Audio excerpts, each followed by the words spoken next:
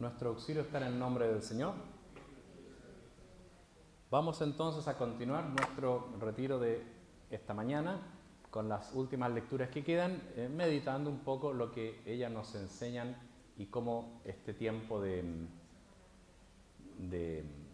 preparación a la resurrección hay que prepararlo justamente con las lecturas que nos acompañan en la vigilia pascual. Hoy hemos llegado todas las lecturas hasta Isaías, las 4 primeras lecturas. La quinta lectura, la sexta y la séptima siguen siendo del profeta, de los profetas. Una de Isaías, una de Baruch y una de Ezequiel. Y las tres tienen más o menos la misma idea de la que acabamos de leer de Isaías, que tiene que ver con que Dios no abandona al ser humano, sino que lo va acompañando siempre. La de Isaías 55, versículo 1 al 11, que es la quinta lectura, dice una frase que es importante. Dice: vengan a tomar agua todos los sedientos, el que no tenga dinero venga también, coma gratuitamente. Y un poco más adelante dice: entonces yo haré con ustedes una alianza eterna, obra de mi inquebrantable amor a David. Yo los he puesto como testigos para los pueblos, jefe y soberano de naciones. Busquen al Señor mientras se deja encontrar, llámenlo mientras está cerca. Que el malvado abandone su mal camino y el perverso sus malos pensamientos. Y luego termina diciendo: así como la lluvia y la nieve descienden del cielo y no vuelven a él sin haber empapado la tierra, sin haberla fecundado y hecha germinar, así sucede con la palabra que sale de mi boca, no vuelve a mí estéril. Es decir, este capítulo 55 de Isaías da un paso a lo que veíamos recién en el capítulo 54. Y en el fondo dice tres cosas. Primero dice: vengan todos a comer gratuitamente, a beber gratuitamente. O sea, aquí tengo un regalo para ustedes, mi palabra, mi vida. Vengan, les ofrezco algo grande. ¿Y qué es eso grande que les ofrece? Continúa diciendo: yo haré con ustedes una alianza eterna, obra de mi inquebrantable amor a David. Y termina diciendo: y así como mi palabra, así como el agua cuando cae siempre produce alguna hierba, mi palabra siempre produce algún fruto. ¿Qué es lo que está diciendo aquí? El pueblo de Israel le había ocurrido algo, que había hecho una alianza con Dios. ¿Se recuerdan ustedes cuando salió de Israel? Salió de Egipto, cruzó el Mar Rojo, llegó a la tierra prometida, y en la tierra prometida entonces allí se hizo pueblo y se empezó a crecer y todo. Pero a lo largo de los siglos siempre fue infiel a Dios.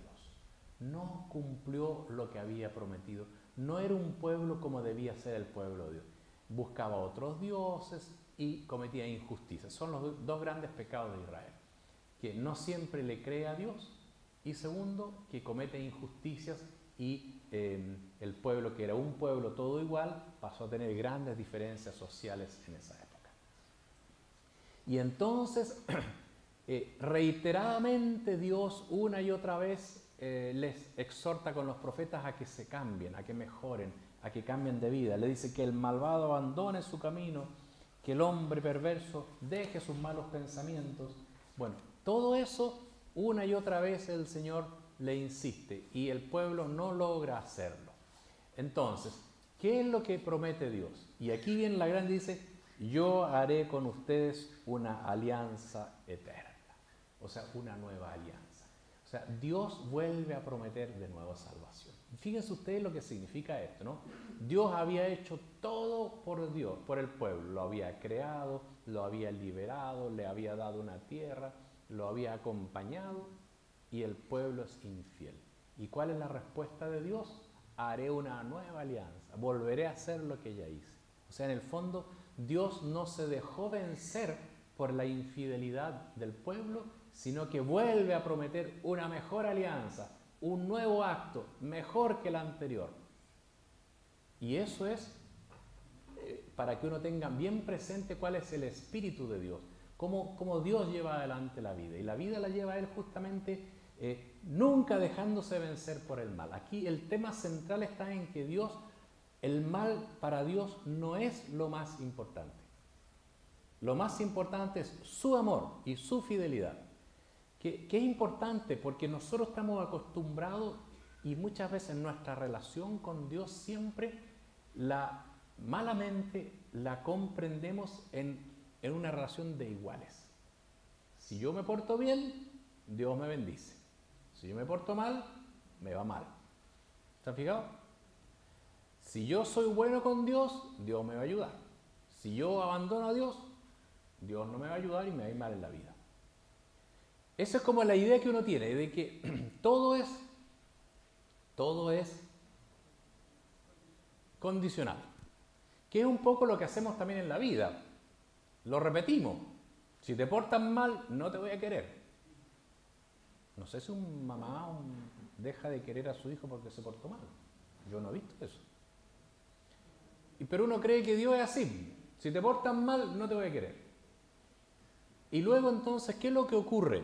¿Qué es lo que ocurre en la vida? Que ocurre una cosa terrible, de que uno mira a Dios y dice, yo he sido más o menos bueno, no he sido tan malo, y me va harto mal a veces. Y después continúa diciendo, mira al lado, dice, y ese es harto malo. Y como que le va re bien, po. Entonces, para colmo, uno termina diciendo, claro, Dios es injusto, porque trata bien a los malos y trata mal a los buenos. Que llego a la peor conclusión, pues, que Dios es injusto, porque además es caprichoso, ¿por qué tenía que bendecir a él y no a mí? Para colmo, salí perjudicado. Entonces, todo eso comienza de un error básico inicial. Es como cuando uno suma mal la primera, ¿se ha fijado? Suma mal la primera cuenta, entonces después el balance le sale mal, pero es que por al principio no sumó bien y le quedó todo malo. Entonces hay que volver al principio y sumar bien al principio. ¿Cuál fue la suma mala hecha al principio? Dios nos trata de igual a igual, como si me porto bien, me va bien, me porto mal. No, Dios dice, aquí yo no tengo nada que ver con su comportamiento. Yo los amo siempre, igual. Así que se portaron mal, otra alianza, mejor, para que no se porten mal. O sea, en el fondo, el perdón es el único fin. Aquí hay perdón y amor siempre, hasta el último día. Entonces, eso es lo que está diciendo. Han quebrantado la alianza, haré una nueva alianza. Se portaron mal, los perdono. Aquí hay una nueva oportunidad. No es que le guste que nos portemos mal, no es que le guste que estemos mal, pero siempre da una nueva oportunidad, nos invita nuevamente. Esa fue la permanente envío de los profetas. Jesús lo retoma cuando, ¿se recuerdan esa famosa parábola de los viñadores homicidas? Que dice, yo planté una viña, que es Israel, le puse todo para que diera fruto, y venían los primeros trabajadores y los mataban. Venían otros trabajadores y los mataban. Y mandaba a otro y los mataba. Finalmente mando a mi propio hijo y lo matan igual. O sea, Dios no dejó nunca de mandar su mensaje, su palabra, su bendición, a pesar de que se portaba mal. O sea, aquí el punto no es que Dios le guste el mal, ni que quiera que nos portemos mal, ni que quiera que seamos malos, ni que le da lo mismo el mal. El punto es otro, es que Dios no depende de nuestro comportamiento para amarnos. Él nos ama incondicionalmente desde el principio, siempre y en todo momento. Y siempre va a buscar que el malvado abandone su camino, que el hombre perverso abandone sus malos pensamientos, que vuelvan al Señor. Porque dice aquí, y Él tendrá compasión porque Él es generoso en perdonar. Porque los pensamientos de Dios no son como los del hombre, ni los caminos del hombre pueden ser igual a los caminos de Dios. Como el cielo está por encima de la tierra, así mis caminos y mis pensamientos sobrepasan lejos los caminos y los pensamientos de ustedes. Eso es Dios. Por eso es tan distinto al ser humano, porque Él siempre va a perdonar, siempre va a ayudar, siempre va a tratar de que nos vaya bien. No es que le guste el mal, ni esté contento, pero la solución no es matar al malo, sino que invitarlo a la conversión una y otra vez, llamarlo a la conversión una y otra vez. tratar de que todo ser humano se salve y encuentre el camino de Dios. Y claro, uno dice, pero esto es injusto con estos que son tan... Pero si no está pensando en él, está pensando en ustedes, en mí y ustedes. Y es decir, para mí eso es fantástico, porque Dios no me va a perder el amor nunca, a pesar de que por ahí pueda cometer errores cualquier persona. ¿Se fijan? El amor de Dios es incondicional. De ahí se pasa, eso es lo que el texto quiere decir, precisamente para que recordemos que la resurrección implica que no la vamos a perder más, porque el amor de Dios es incondicional y perpetuo y no se pierde con nada. Y luego entonces viene el texto de Baruch, que es el profeta Baruch, que es un profeta menos conocido, que está en el capítulo 3. Entonces nuevamente va lo mismo, ¿no? Dice capítulo 3, a versículo 9 al 15, y después continúa desde el versículo 32 en adelante. Dice, escucha Israel los mandamientos de vida, presta atención para discernir. Tú has abandonado la fuente de la sabiduría. Si hubieras seguido el camino de Dios, vivirías en paz para siempre. Aprende dónde está el discernimiento, dónde está la fuerza, la inteligencia. ¿Se fijan? ¿Quién ha encontrado la sabiduría? ¿Quién ha penetrado sus tesoros? El que todo lo sabe, la conoce y penetró con su inteligencia, el que formó la tierra para siempre.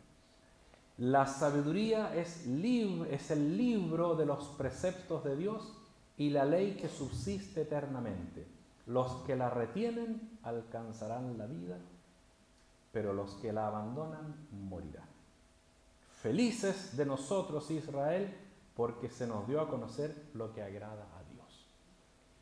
¿Dónde está? ¿Cuál es el texto aquí? Aquí el texto es importante porque dice el profeta Baruch, mira, porque uno siempre dice, mira, ¿qué cosas son malas? Malo es lo que hacemos mal, ¿de acuerdo? ¿Y por qué es malo hacer el mal? Porque uno es un malvado que hace el mal. Pero en realidad es más profundo que eso. Lo que está diciendo Dios, lo que es malo es porque en el fondo es necio. ¿Entienden, no? O sea, hacer el bien es sabio.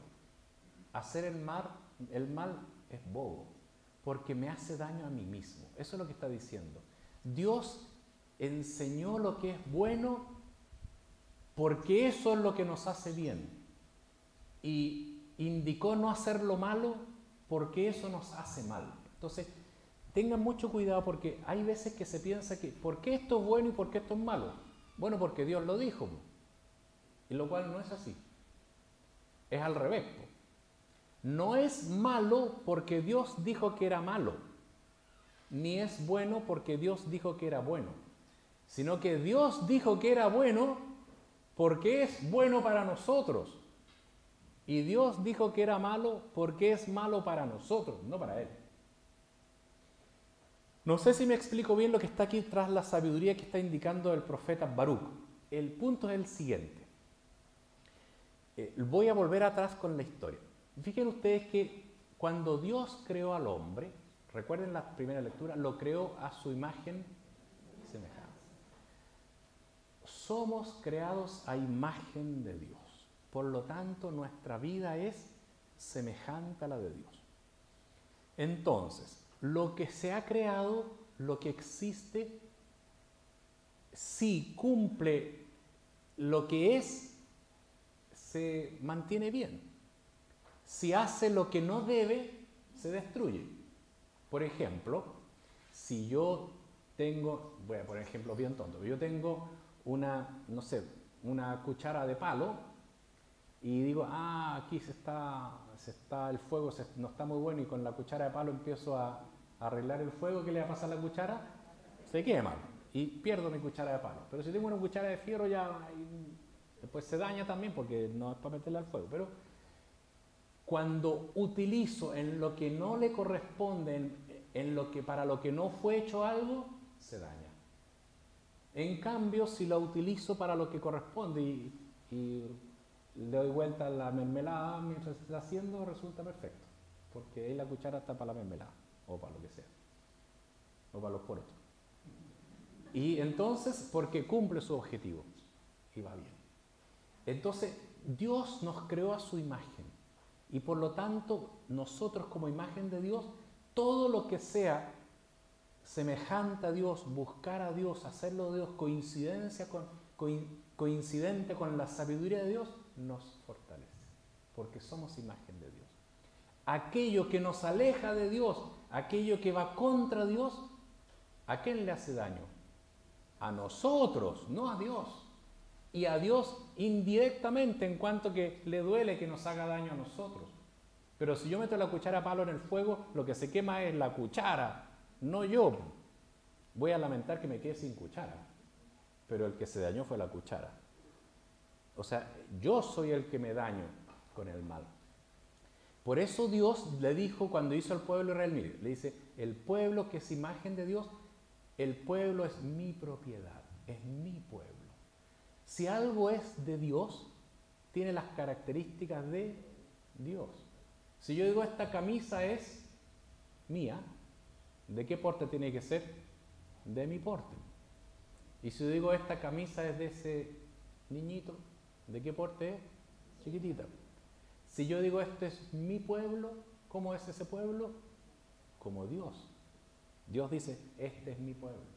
Por lo tanto, el pueblo de Dios, la iglesia, nosotros, y si yo digo, esta persona es hija de Dios, ¿cómo es ese hijo? Como Dios. Por lo tanto, nosotros estamos hechos a imagen de Dios y todo lo que sea semejante a Dios nos hace crecer en lo que somos. O sea, en la medida en que la camisa sea de mi porte, no se va a romper cuando me la ponga. Porque está hecha de acuerdo a Dios o a la persona que es dueña. Entonces, todas las cosas, todos nosotros estamos hechos de acuerdo a Dios, por lo tanto, lo que sea de Dios nos va haciendo crecer. Y entonces, dicho eso, ocurre que Dios le dice, este es mi pueblo, y por eso es un pueblo santo. Y cada vez que se acerque a Dios, ese pueblo se desarrolla. Y cada vez que se aleje de Dios, ese pueblo como que se destruye. Pero no se destruye porque Dios lo destruya, sino que se destruye porque está haciendo lo que no le corresponde a su ser. Entonces, esto es la sabiduría. La sabiduría no es saber tantas cosas, sino que es comprender el fondo de la vida que se entiende desde Dios. Por eso Dios dice, haré una alianza nueva. Por eso todo comienza con la creación a imagen de Dios, porque esa creación a imagen de Dios lo que quiere es que nosotros nos desarrollemos de acuerdo a Dios. Por eso es tan importante la gracia. Por eso es bueno escuchar la palabra de Dios, porque es la palabra de Dios. Por eso es bueno comer el cuerpo de Cristo, porque es el cuerpo de Cristo. Por eso es bueno participar en la iglesia, porque es el pueblo de Dios. Todo eso me hace asemejarme a Dios, vivir de acuerdo a Dios. Y eso me asemeja. ¿Y cuál es la importancia?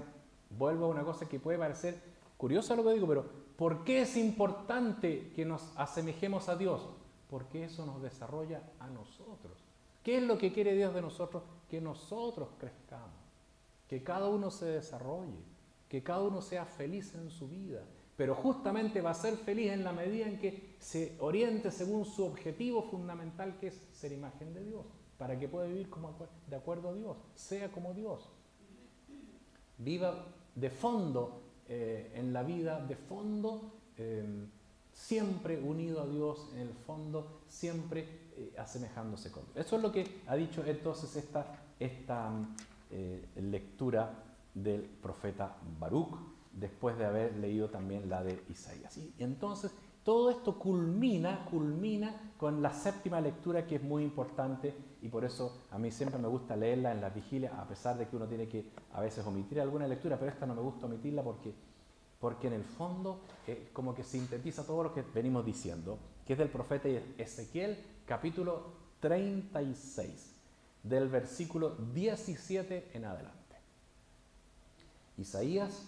Ezequiel, capítulo 36, del versículo 17 en adelante. Dice, Dios le dice al pueblo, en realidad al profeta, ¿no? Dice, hijo de hombre es el profeta, ¿no? Así le llaman. Cuando el pueblo de Israel habitaba en su propio suelo, se contaminó en su conducta y en sus acciones. O sea, le recuerda que fue infiel a Dios, hizo mal.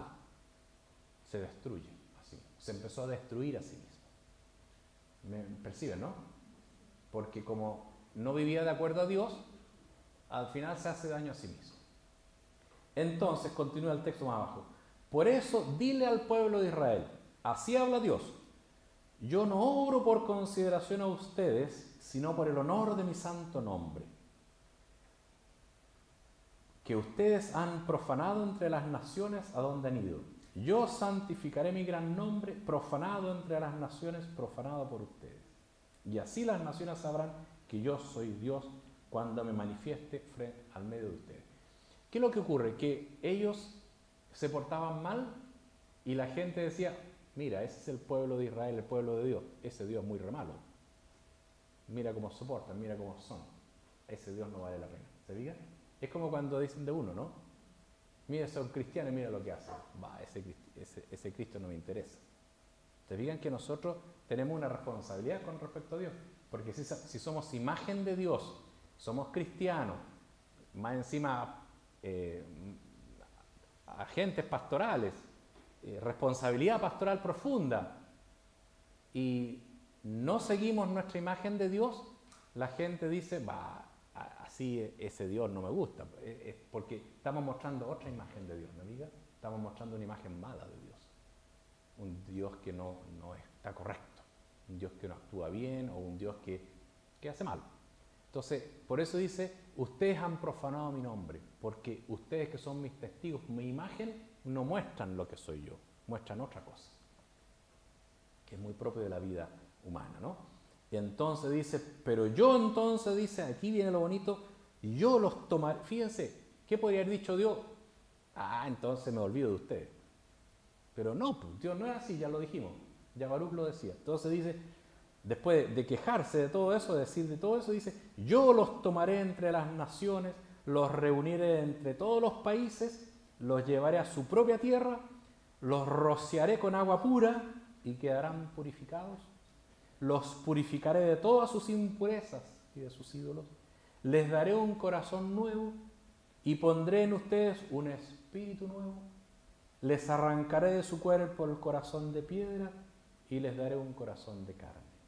Infundiré mi espíritu en ustedes y haré que sigan mis preceptos y que observen y practiquen mis leyes. Ustedes habitarán la tierra que yo les daré a sus padres. Ustedes serán mi pueblo y yo seré su Dios. ¿Han escuchado un texto tan lindo como este? O sea, a pesar de todo lo malo que hizo el pueblo, que hicimos nosotros, diríamos todos, porque todos nos tenemos que sentir identificados allí, Dios dice, y yo los voy a tomar, y yo los voy a llevar a una tierra nueva, y yo les daré el lugar nuevo, y les haré un corazón nuevo, y les purificaré totalmente, y les daré mi espíritu nuevo, y ustedes van a practicar todas las leyes de Dios ahora, y yo seré su Dios, y ustedes serán mi pueblo. O sea, hay una promesa que se repite, que se repite, se repite hasta el final. Por eso la última lectura termina justamente con esta promesa, que Dios nos va a dar algo totalmente nuevo. Y finalmente, ¿qué es lo que quiere decir esto? Que nosotros, por más que tratamos de ser buenos, no lo pudimos hacer. Entonces, Dios tiene dos posibilidades. Una es decir, me olvido de ustedes, o decir, los hago de nuevo. Esta vez de una manera nueva. ¿Y cuál es esa manera nueva? Que les va a enviar un corazón nuevo, un espíritu nuevo, que haga que uno viva y cumpla la ley de Dios de corazón. Ese espíritu nuevo y ese corazón nuevo es lo que viene a traer Jesús y el Espíritu Santo, que es totalmente, definitivamente, renovarnos interiormente. Pero lo hace con la encarnación, es decir, ¿cómo hace Dios? Fíjense ustedes cuál es el punto, porque aquí la promesa está en que ustedes a sí mismos no pueden actuar del todo bien. ¿Es verdad eso o no es verdad? Es verdad, porque nadie puede ser perfecto. Y siempre dice, igual fallo por aquí, fallo por allá, por más que quiera, fallo por aquí, de nuevo fallo allá. Entonces Dios dice, ustedes fueron creados a imagen de Dios, y no han logrado vivir como imagen de Dios. Entonces yo mismo, el Hijo de Dios, me hago hombre. Y les muestro auténticamente cómo vive un ser humano auténtico. Y por eso Dios se hace hombre, para mostrarnos qué es ser humano. ¿Qué significa un ser humano verdaderamente imagen e hijo de Dios? Que fue precisamente Jesús. Y que es el modelo de toda humanidad, porque Él es Dios hecho hombre, un hombre que vive auténticamente como hijo de Dios, o sea, verdaderamente como Dios. O sea, ¿cuál es la verdadera imagen de Dios? Jesús. ¿Cuál es el ser humano perfecto? Jesús. Y por lo tanto, ahí ya tenemos un ser humano perfecto. Y entonces, ¿qué es lo que hace Jesús? Después nos envía el Espíritu Santo, que es su Espíritu, el Espíritu que está prometido acá, que llega a nuestro corazón. ¿Qué es lo que hace el Espíritu? El Espíritu no es una paloma que se queda guardada acá adentro, es una figura la paloma. El Espíritu es el Espíritu de Dios. ¿Qué es lo que hace un Espíritu? Si uno dice, se mete el Espíritu adentro, ¿a dónde queda el Espíritu de uno adentro? ¿En qué parte? ¿En el puro corazón? ¿En el alma? En todo. Me traspasa. Porque el Espíritu, ¿en qué está? ¿En el dedo? Sí. ¿En la cabeza? En todo. O sea, me traspasa el Espíritu. Es como, ¿cuáles son las imágenes del Espíritu? Fuego, agua, viento. Imágenes que hemos visto. Fuego, agua, viento. ¿El fuego qué me hace? Me quema entero. Si me caigo al agua me mojo entero. Y el viento me llega por todos lados. ¿Se han fijado? O sea, es algo que me pasa, me arrebata completa. Entonces, el Espíritu lo que hace es abrazarme por completo, totalmente. Y el Espíritu es el Espíritu de Jesús resucitado. Y por lo tanto, el Espíritu que me traspasa por completo es el Espíritu que me transforma por completo y me hace y me transforma en qué. Si es el Espíritu de Cristo, me transforma en Cristo, me hace uno en Cristo. Por lo tanto, lo que pasa con este Espíritu cuando viene Jesús y envía su Espíritu es llenarnos completamente de Él. Y ahí va a ser la única manera en que podamos auténticamente ser verdaderamente ser lo que queremos ser, o sea, imagen de Dios. Cada uno de nosotros es imagen de Dios solo en la medida en que se deje llenar perfectamente por el Espíritu, porque es el Espíritu de Cristo que me transforma. ¿Entienden dónde está la promesa, no? Ahora se ve la promesa cuál es. La promesa es, lo que no pudieron hacer ustedes solos, lo voy a hacer yo, dice Jesús. Y lo hago yo haciéndome hombre, y mi Espíritu se los envío a ustedes y pasa a ser su Espíritu. Y por lo tanto ustedes van a poder actuar como Cristo todos los días. Por eso la única manera de ser sabio, de cumplir la alianza y de desarrollar la imagen de Dios y de estar auténticamente desarrollado como ser humano es que uno se deje transformar por Cristo.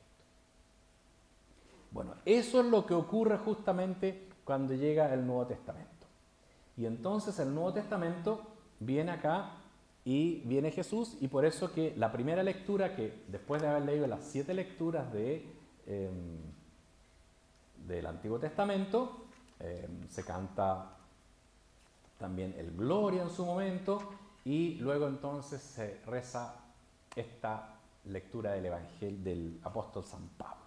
Y es un texto muy bonito porque es la carta de San Pablo a los Romanos, capítulo 6. Romanos 6, del versículo 3 al 11. Entonces, un poco lo que yo acabo de decir, San Pablo aquí lo dice con más fortaleza y fuerza, ¿no? Y dice así: ¿no saben ustedes que todos los que fuimos bautizados en Cristo hemos sido sumergidos en su muerte? Ustedes van a ir entendiendo muy bien este texto por todo lo que hemos dicho, ¿no? ¿No saben que ustedes han sido sumergidos en su muerte? Por el bautismo fuimos sepultados con Él en la muerte, para que así como Cristo resucitó por la gloria del Padre, también nosotros llevemos una vida nueva.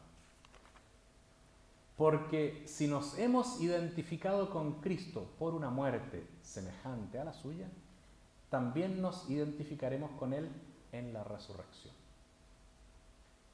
Comprendámoslo bien. nuestro hombre viejo ha sido crucificado con él, para que fuera destruido este cuerpo de pecado y así dejáramos de ser esclavos del pecado. Porque el que está muerto ya no le debe nada al pecado. Pero si hemos muerto con Cristo, creemos que también viviremos con él. Sabemos que Cristo, después de resucitar, no muere más, porque la muerte ya no tiene poder sobre él. Al morir, él murió al pecado una vez por todas. Y ahora que vive, vive para Dios. Así también ustedes considérense muertos al pecado y vivos para Dios en Cristo Jesús. Este es un texto precioso. Tiene muchas cosas importantes. La primera es que es un paralelo absoluto entre lo que le pasó a Cristo y lo que nos pasa a nosotros. Es decir, murió Cristo y resucitó Cristo, morimos nosotros, resucitamos nosotros. Pero el tema es que Cristo murió al pecado porque Él no cometió pecado y había asumido nuestros pecados y resucita una vida nueva. Nosotros también tenemos que morir al pecado y resucitar una vida nueva. Pero el punto está en que nosotros tenemos que morir en Cristo y resucitar en Él. Siempre es en Cristo. Toda la vida cristiana es identificarse con Cristo, hacerse uno con Cristo. Y esto se da de manera específica en el bautismo. En el bautismo nosotros hemos sido sumergidos con Cristo. Por eso es que es importante los signos, ¿no les parece? Por eso es que esa pileta de agua era bonita, porque en el fondo expresaba esto, y de hecho se leía este texto de Romanos, el texto que se lee. Entonces uno entra, muere, resucita. ¿Saben lo que significa bautizar? Bautizar quiere decir sumergirse. O sea, el bautismo es el sumergirse. Y sumergirse en este texto, o sea, morir con Cristo para resucitar una vida nueva. Entonces, y todo aquí tiene que ver con la muerte y el pecado, porque dice la Biblia, y nosotros tenemos que comprenderlo así, que la muerte, de alguna manera, nosotros morimos y esa muerte es un signo de lo que nos pasa con el pecado. El pecado es morir, porque uno muere a su imagen de Dios. De alguna manera es como una destrucción, como una muerte. Por eso la muerte y el pecado están como relacionados por eso, porque uno es signo del otro, fruto del otro también. Pero la muerte no ha sido vencida en Cristo y por lo tanto vive Cristo, que murió y resucitó y vive para siempre. Entonces nosotros también en Cristo podemos morir y resucitar. Ahora, lo importante de tener presente aquí es que lo que queda claro es que a Jesús no lo vence ni la muerte ni el pecado. Tanto como Jesús venció la muerte, Él puede vencer el pecado y lo venció. Por lo tanto, nosotros en Cristo vencemos la muerte, vamos a resucitar, y hoy día vencemos el pecado. En Cristo, siempre, renovado, una y otra vez, uno se renueva en Cristo para resucitar. Vuelve a morir para resucitar. Así es la vida. ¿Saben ustedes que así es la vida? Este es el sentido más profundo, por ejemplo, de la penitencia cuaresmal. No es sufrir, porque Jesucristo no vino a sufrir, sino que vino a entregarse, que es distinto. Vino a darnos vida nueva. Que eso le significó sufrir, de acuerdo, por el pecado nuestro. Nosotros hacemos penitencia no para decir suframos, sino que para decir quiero morir para resucitar algo nuevo. Quiero renunciar, es como morir. Cada cosa que uno renuncia es como una muerte. Es como decir, yo voy a renunciar a esta comida, quiero morir a esta comida. Y entonces resucita una vida nueva.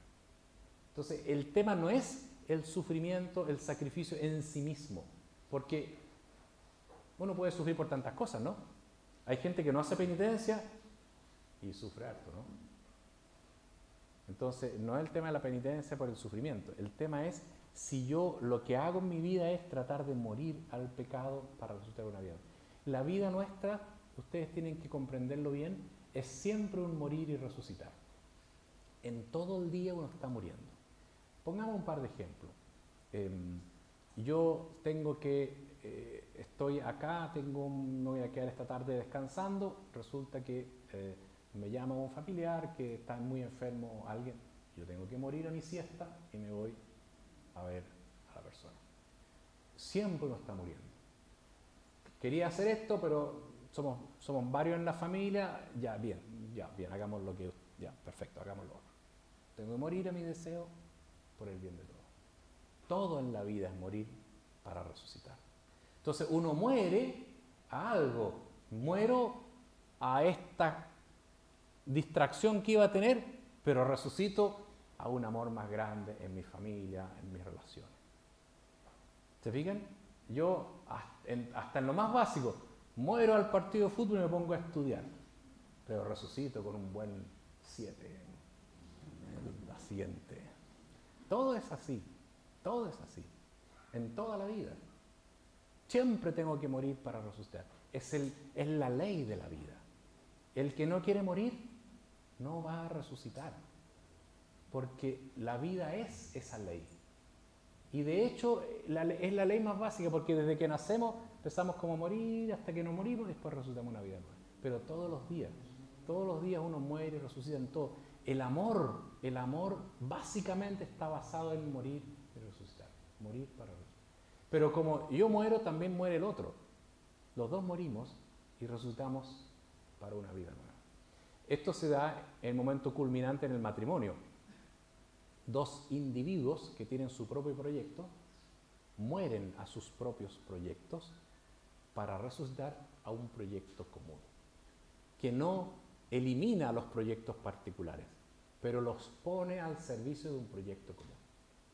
Ahora, si esos dos individuos con su proyecto particular no son capaces de encontrar un proyecto común que permita también el desarrollo de sus proyectos particulares más o menos, entonces quiere decir que no es mejor que no intenten un proyecto común. ¿No les parece? Porque siempre el sentido es morir para resucitar algo mejor, en donde yo muero y morimos varios para juntos crecer más, pero donde es plus, o sea, es más de lo que yo tenía solo. Es lo mío más otro, renunciando a cosas mías, pero en lo básico me desarrollo más, porque ahora juntos tenemos un proyecto mucho mayor. Eso es lo que los jóvenes tendrían que comprender mejor antes de casarse, ¿no es cierto? Todas las personas. Y cualquier persona en cualquier proyecto que inicie, comprender que morir y resucitar es siempre un camino que va junto, ¿no? Pero donde el tema fundamental es que la muerte no se opone a mi propio desarrollo, sino que es justamente morir para poder desarrollarme yo mismo en algo más pleno, porque tiene más cosas, es más amplio, incluye a otras personas. Entonces, aquí el bautismo es un signo que se le da a uno al nacer casi, pero que queda marcada la vida de uno siempre. Y en todo momento, yo vengo aquí a la comunidad parroquial y entonces yo quiero servir, pero para eso tengo que morir. Bueno, le dedico tiempo, renuncio a otras cosas, bueno, sirvo acá o acá, en donde pero no hago todo lo que yo quiero y todo lo que a mí se me antoja solamente. Yo sirvo, pero también renuncio. Si me voy adecuando a la necesidad, yo me adecuo porque muero para que resucitemos toda la cosa. Todos nosotros de alguna manera esta mañana morimos algo, siquiera a levantarse más tarde murieron todos. Pero hemos resucitado, yo creo, todos, espero, volver con más fuerza, una renovada vida, una comunidad más fuerte, un corazón más lleno de amor de Dios, porque siempre la muerte trae una resurrección. Y luego entonces de ese sentido bien profundo que nos acompaña siempre, viene el Evangelio, finalmente el Evangelio. Y el Evangelio, que este año toca el de San Mateo, en el capítulo 28, pero al año siguiente Lucas y al siguiente Marcos, narra el primer momento de la resurrección, ¿no? Dice ahí, pasado el sábado al amanecer del primer día de la semana, María Magdalena y la otra María fueron a visitar al sepulcro. Aquí una vez más las mujeres mostraron todo el amor y la fortaleza, ¿no? Ya decíamos el domingo pasado, el domingo de Ramos, que los varones apóstoles, compañeros de Jesús, abandonaron a Jesús todos menos uno. En cambio las mujeres que acompañaban a Jesús en la cruz, ahí siguieron firmes, fuertes, valientes, mostrando mucho más fidelidad y amor que sus otros compañeros. Aquí lo mismo, en la mañana del sábado aparece María Magdalena y la otra María a visitar al sepulcro, mostrando una fidelidad y un amor único. Y de pronto se produjo un gran temblor de tierra, el ángel del Señor bajó del cielo, hizo rodar la piedra del sepulcro y se sentó sobre ella. Y su aspecto era como un relámpago y sus vestiduras blancas como la nieve. Entonces el ángel le dice a las mujeres, no teman, yo sé que ustedes buscan a Jesús el crucificado. No está aquí porque ha resucitado como lo había dicho. Vengan al lugar donde estaba y vayan enseguida a decir a sus discípulos, ha resucitado entre los muertos e irá antes que ustedes a Galilea, allí lo verán. Esto es lo que tenía que decirles. Las mujeres, atemorizadas pero llenas de alegría, se alejaron rápidamente del sepulcro y corrieron a dar la noticia a los discípulos. De pronto salió a su encuentro y las saludó Jesús diciendo, alégrense. Ellas se acercaron y abrazándole los pies, se postraron delante de él. Y Jesús les dijo, no teman, avisen a mis hermanos que vayan a Galilea y allí me verán. Bueno, este texto es un texto lleno de enseñanza, muy profundo y tiene muchos aspectos que podríamos reflexionar. Pero fíjense aquí, el sábado, o sea, el domingo a primera hora de la mañana, ellas van al sepulcro. ¿A qué van al sepulcro? A terminar la sepultura. No esperaban la resurrección porque nadie en ese momento esperaba la resurrección así. El pueblo de Israel tenía la esperanza que iba a haber al final de la historia una suerte de resurrección, pero no una resurrección inmediata de Jesús. Y entonces, ¿qué ocurre? Que la resurrección es algo completamente inesperado. Siempre es algo inesperado. Lo mismo que pasaba con Abraham, que de alguna manera es como un anticipo de la resurrección, pasa aquí con Jesús y las mujeres. Lo que ocurre es que la resurrección en la vida nuestra, no la de Jesús solo, toda resurrección es inesperada. Siempre Dios actúa inesperadamente. Nunca se olviden de eso. Uno siempre tiene que tener la esperanza de que Dios va a actuar inesperadamente. Lo que es Dios es siempre el inesperado, porque es más grande que nosotros, es mucho más grande que nosotros. Entonces, pretender que Dios actúe como nosotros queremos que actúe, o pedirle que actúe como nosotros queremos que actúe, podemos hacerlo. Yo le puedo pedir a Dios, por favor, ayúdame en esta enfermedad y que me sane. Puede ser, ¿no? Yo lo puedo hacer. Y sin embargo, puede que no resulte y no se mejore la enfermedad, porque ese no es el punto fundamental.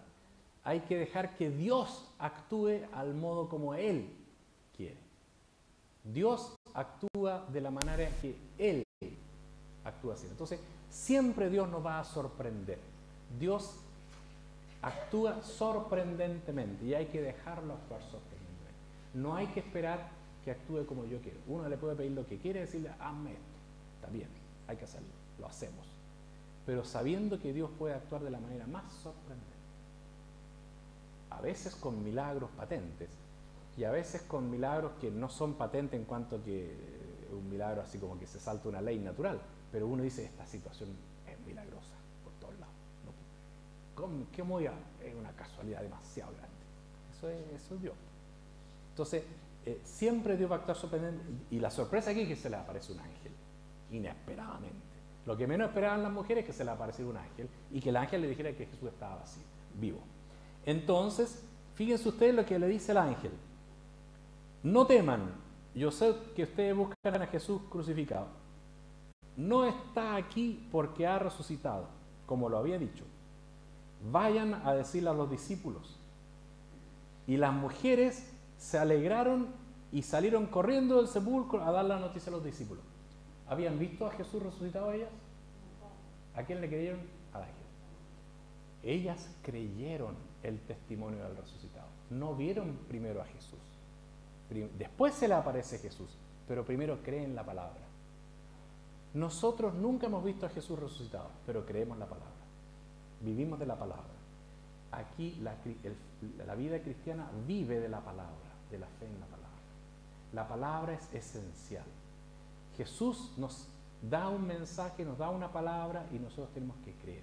La vida cristiana es obediencia a la palabra. Obediencia quiere decir, audire quiere decir oír. Audir es oír, o sea, la obediencia quiere decir de acuerdo al oído. Sigo lo que oí, acojo lo que he oído, que es la fe en la palabra de Dios. las mujeres creyeron en la palabra del ángel y salieron corriendo a avisar a los discípulos que Jesús había resucitado.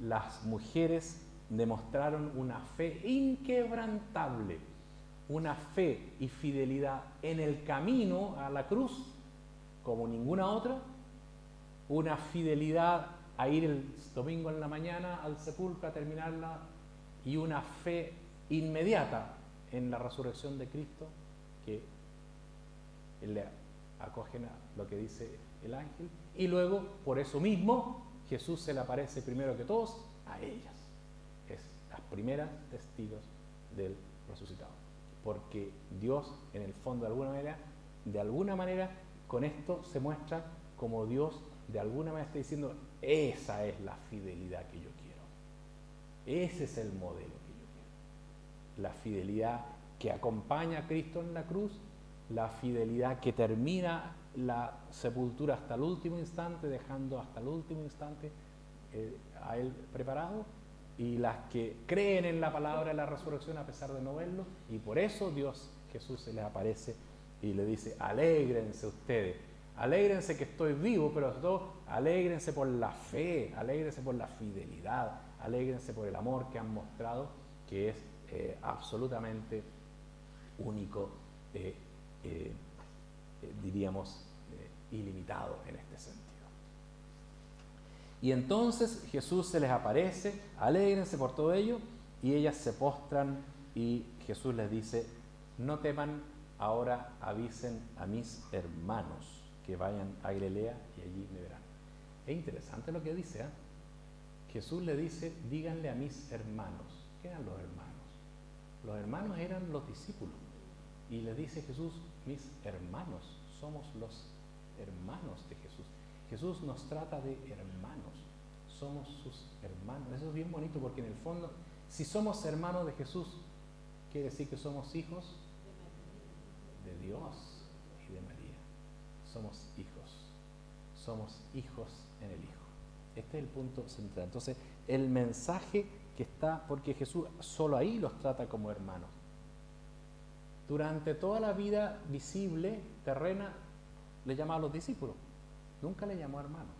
Cuando ha resucitado y nos ha dado su espíritu y su nueva vida, ahora somos hermanos, porque compartimos la misma vida, la misma filiación. Ahí somos hermanos. Cuando ha resucitado y nos ha dado el nuevo espíritu, ahora somos verdaderamente hijos de Dios. Y allí me verán. Y los discípulos entonces van, corren y llegan entonces a los discípulos, y ahí lamentablemente también en un par de textos más aparece: los discípulos al principio no le creen, hasta que Jesús se les aparece y les dice: son duros de corazón, demostrando una vez más la grandeza de la fidelidad de estas mujeres. Con eso termina todo en la lectura de la palabra, y ustedes pueden ver entonces cómo termina, cuál es el mensaje al terminar: vayan ustedes a predicar esto mismo. Ustedes son las mujeres que tienen que salir a predicar. ¿Por qué es importante destacar esto de que son las mujeres? Porque son toda la iglesia. La iglesia en el Antiguo Testamento se llamaba la esposa. La iglesia es la esposa de Cristo. En el Antiguo Testamento Israel es la esposa, lo decíamos en uno de los textos, ¿se recuerdan? Mi esposa. Es decir, es la iglesia la del testigo. Los discípulos tienen un papel particular como ministros, después obispos, pero no son los únicos ni los primeros que anunciaron la resurrección.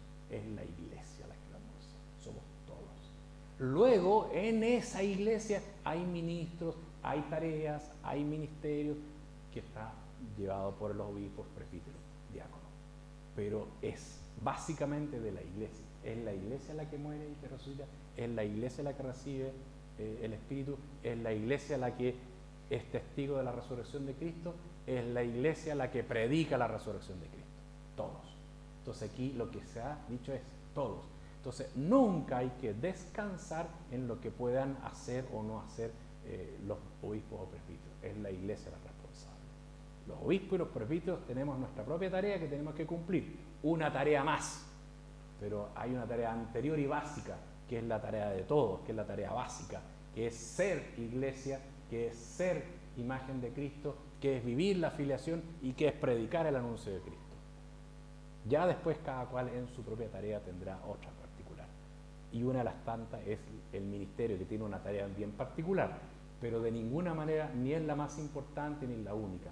La más importante es la de toda la iglesia, que es el testimonio básico de ser iglesia, de ser imagen de Cristo, de vivir la filiación y de predicar el evangelio. Y eso viene por el bautismo. Por eso termina aquí el texto hoy día con las mujeres que salen a predicar el anuncio a los hermanos, a todos los hermanos, para decir somos todos los predicadores y todos somos los testigos de Cristo en el mundo. Y por eso la vigilia pascual continúa ahora con la renovación de las promesas bautismales, y cada uno de ustedes renovará sus promesas bautismales, y luego con la misa donde comemos el cuerpo y la sangre de Cristo, para luego salir a predicar el mundo la resurrección de Cristo. O sea, la vigilia pascual es una vigilia de la iglesia, donde se renueva el bautismo, que es el sacramento de todos en la iglesia. Y el mensaje es la predicación de la resurrección a todo el mundo, y la predicación la hace toda la iglesia. Nunca se olviden de eso, ¿no? Es una mala concepción de la iglesia, es una mala concepción de la fe, es una mala concepción de la vida cristiana centrar la iglesia y la vida cristiana en aquellos miembros que son más visibles, obispos o religiosas, presbíteros, diáconos, porque esos son una tarea importante, sin ninguna duda, pero la más básica y la primera es la tarea de la iglesia, que es la de todos. Y entonces esto tiene dos caras, ¿no? Una cara en que uno quiera desconocer, no hay que desconocer las tareas, pero la otra cara es que uno diga, bueno, yo descanso, total, que los obispos, las religiosas hagan su tarea, prediquen, como que a mí me olvide, como que no fuera tarea mía. La vida de la iglesia es responsabilidad de todos. Dice, pucha, que está mal la iglesia. No, usted es la iglesia. La pregunta es si usted está mal entonces. No hay que confundir nunca la iglesia con miembros, o con ministros, o con figuras visibles. La iglesia somos todos, son millones, en todo el mundo. Entonces, si uno quiere decir si la iglesia está bien o está mal, pregúntese si estamos bien o estamos mal nosotros. Otra cosa es que haya miembros o grupos o estructuras que no están bien, de acuerdo, pero la iglesia es más que eso. Nosotros somos la iglesia, somos responsables de la iglesia, somos los que sacamos adelante la tarea de la iglesia, somos los que llevamos adelante la vida de la iglesia y somos los que tenemos la responsabilidad última de la iglesia. Es el bautizado el que finalmente, el que responde por la iglesia, porque es el que está en todas partes, en todo el mundo, y somos todos los responsables. No hay nadie que se pueda eximir de su responsabilidad como cristiano, como miembro de la iglesia. Entonces esto también nos da esperanza y nos da alegría. Yo me recuerdo hace muchos años atrás un sacerdote que ya falleció, que está en proceso como siervo de Dios, que es Esteban Gumurcio, escribió un precioso poema que ahora no lo traje, pero en algún momento la podría decir. Dice: amo a la iglesia de todos los días, ¿no? La iglesia de la abuelita que reza el rosario, la iglesia del enfermo que ofrece, la iglesia de la señora que está caminando, la iglesia del obispo, la iglesia. Esa es la iglesia de todos los días. Amo la iglesia de todos los días. Esa es la iglesia de todos los días. No es la iglesia del periódico, la iglesia que sale en las noticias. Esa no es la iglesia de todos los días. No es toda la iglesia, es una parte, es un grupo, es algunos. Es la iglesia, la importante es la iglesia de todos los días, la iglesia que vive aquí, la que comparte el barrio, la que está allá, la que trabaja en nuestros lugares, la que ayuda a los enfermos, cuando hay un responso están ahí la iglesia. Esa es la iglesia de todos los días. Y esa es la iglesia que nosotros tenemos que construir cada día. Entonces, cuando termina acá con Mateo y le dice a las mujeres: no teman, también para nosotros, no teman, avisen a mis hermanos que vayan a Galilea, que allí me verán. Entonces, finalmente, esa mirada de Cristo es la que vamos a ver todos los días en la iglesia de todos los días. Ese es el Cristo que nosotros tenemos que ver, que está siempre. Por eso que nosotros tenemos una misión tan importante en la vida, porque somos esa iglesia que debe vivir cada día. Y creo yo que la iglesia acá, esta comunidad, que como todas las comunidades cristianas, como todas las iglesias, como todas las parroquias, como todas las diócesis, como en todos lados, están compuestas de personas frágiles, que a veces cumplen, por ahí otros fallan, que por ahí uno anda bien, que el otro, que hay una pelea por acá, que hay otro problema acá. Ya, está bien. Es la iglesia de todos los días. Pero es la persona de todos los días.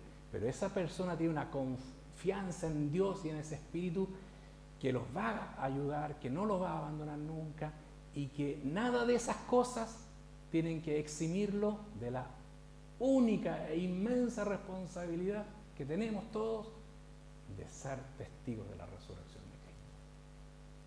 Esa es nuestra tarea.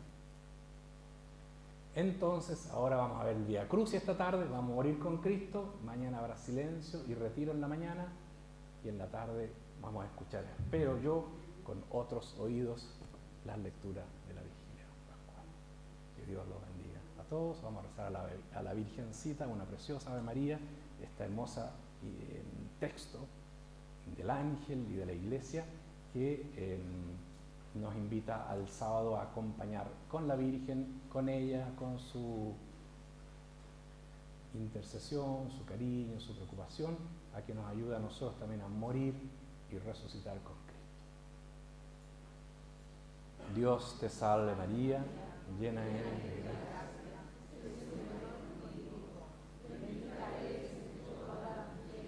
Y bendito es el fruto de tu vientre, Jesús.